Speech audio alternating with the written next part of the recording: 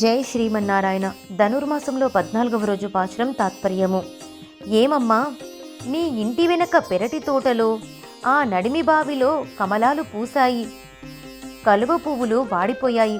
తెల్లటి పలువరసగల జియరు స్వాములు ఎర్రని కాషాయ వస్త్రములను ధరించి నుదుటన నామములు దిద్దుకొని శంఖాలను పూరిస్తూ దేవాలయాలకు వెళ్తున్నారు.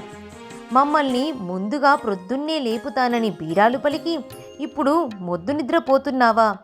దంబాలు పలుకుతావు, సిగ్గులేదా? శంకుచక్ర గదదారుని, పద్మముల వంటి కన్నులు గలవానిని, విశాలమైన వక్షస్థలము గలవానిని ఆ పరమాత్మను కీర్తించుకుందాము. శ్రీహస్తము గల పంకజనేత్రములు గల పుండరీకాక్షిని గూర్చి పాడుకుంటూ పోవుటకు వెంటనే మాతో చేరుమా అని 9వ గోపికను లేపిరి. ఆండాళ్ తిరువడిగలే శరణం.